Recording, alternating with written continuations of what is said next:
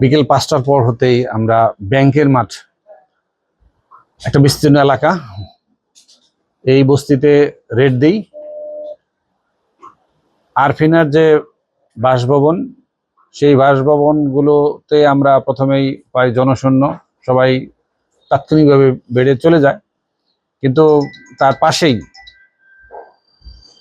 একটি কক্ষ, যেটি আরফিনার শ্বশুর আমির আলী আসেন এবং দাবি করেন তিনি ভাড়া দিয়েছেন।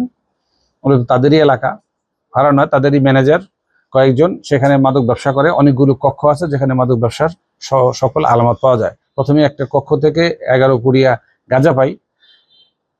তার উৎস ধরে আমরা যখন ভিতর দিকে এগিয়ে চলি, একটার পর একটা কক্ষ, তখন একটি কক্ষ থেকে 66 বোতল ফেন্সিডিল পাওয়া যায় এবং প্রায় 4 লিটার মতো চোলাই মদ। এই অভিযান পরিচালনাকালীন সময়ে আমরা জানতে পারি যে আরফিনার এই মাদকের অর্থ দিয়ে একটি বিলাসবহুল ভবন ঠিক 1.5 কিলোমিটার দূরে সে গোপালপুর এই এলাকায় করে আছে। সেখানে চলে আসি।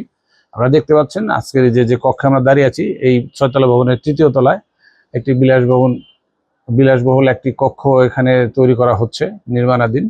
আমরা জানতে পারছি এখানেই সে রাত্রিবেলায় ঘুমায়। সকল কক্ষ আমরা তল্লাশি করি। কতগুলো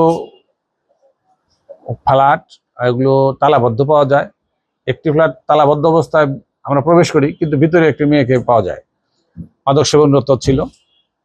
তাকে আমরা আদালতে সোপর্দ করব, মাদক সেবনের আলামত আছে।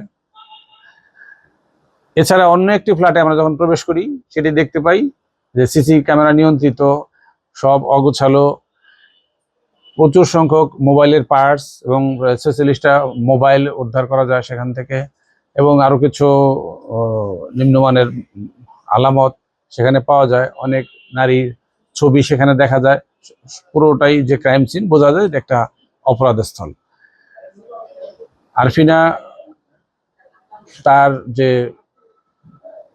এই মাদকের অনেকগুলো মামলা তার বিরুদ্ধে আছে, তার বিরুদ্ধে আইনানুগ যে ব্যবস্থাপনা সেগুলো আমরা নিব। এই জন্যই সকল ভবন আমরা তল্লাশি করলাম, কিছু কিছু বিষয় পেলাম। তো সম্ভবত এখানে যে মাদক বা মাদকের অর্থ এখানে থাকার কথা ছিল, সেটি হয়তো সরিয়ে ফেলেছে। তো আমাদের অভিযান অব্যাহত থাকবে। আচ্ছা,